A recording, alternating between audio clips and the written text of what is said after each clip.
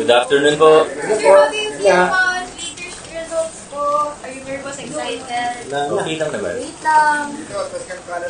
Kamusta kayo? Okay lang. Nakaboto ba kayo?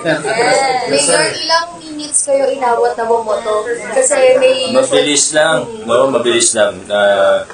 Buti na lang dito, wala naman naging problema sa mga machine, sa proseso, very smooth. Punta na ako ng hapon na para wala na masyadong tao. Pag umaga, medyo may pila rin kasi rito. Pero okay naman. Although may mga nababalitaan tayo na nagkaroon ng konting problema sa machine, pero mukhang wala namang major problem. So, mabuti po yun. Sir, your dad kanina bumoto po dito. Sinabi niya na ang hindi ng Pasig. Buti nakaboto siya. Hindi ng Pilipinas daw. So, baka may comment naman. Pala, biro talaga yun eh. Siyempre tatay yun, pero dahil ko nga sinasabihan, huwag mag-isip ng gano'n. Pero are you confident in your results? Okay lang. Looking forward Hindi naman po. doing another term? Yes, definitely. Marami pa tayong kailangan gawin. Isa sa talagang tututukan kung papalarin ay yung pag-institute ng mga institutionalized na mga reforma natin. Kailangan pangmatagalan. Sinasabi natin na hindi dapat nakasentro sa isang tao, sa isang politiko, kahit sa isang grupo. Yung mga ginagawa natin na pagbabago, hindi dapat pangmatagalan, pwede natin ipamana hanggang sa susunod na henerasyon.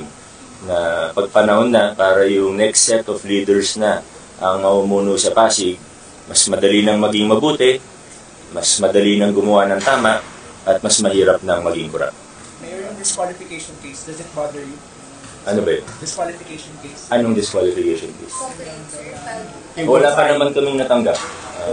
Pero ano naman yan eh, alam niyo naman po na yung kalaban namin talagang gagawin ng lahat. Lahat ng kalokohan, lahat ng distraction, subukan nila gawin. Kaya kami, dire-diretso lang. Di na para intindihin lahat ng kalokohan nila. Kung papansinin ko lahat ng kalokohan na ginagawa nila, walang mangyayari sa buhay ko, di ba? Kailangan dire-diretso lang, focus lang. Ngayon, wala naman akong ibang kundi i-monitor yung sitwasyon ng eleksyon na maayos, mapayapa. Okay lahat ng machines, security, okay naman. Tapos, siyempre ako mismo na makaboto. So, yun lang. Confident are you? Ilang percent?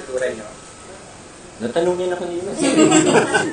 Message po sa Pasig, sir, wala naman pong na-monitor kayo na 1 hour sa security naman po ng mga botante. Well, may mga naobserbahan tayong ibang violations, pero tsaka na natin siguro pag-usapan.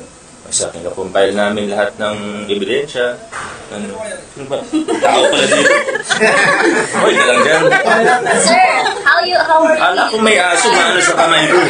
Doon po sa, nararamdaman nyo dun sa day 45 o 45 po doon sa naging suporta po ng mga Pasigueño sa inyo. Sorry, ano po yun? Nadidistractan dito kay Kuya. Ano po nararamdaman nyo po doon sa day 45 o 45 ng pagsuporta po sa inyo ng mga Pasigueño? Ay, mabuti naman. Ganda naman. Of course, yung day 45, yun yung bawal na mga kampanya, di ba? Pero nung meeting di avance namin, meeting di avance, ay masaya naman. Overwhelming support.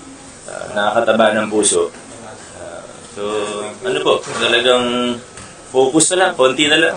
Antayin natin kung anong ilang oras na lang, sasara na ang partido. Sir, any final message na lang po sa mga supporters?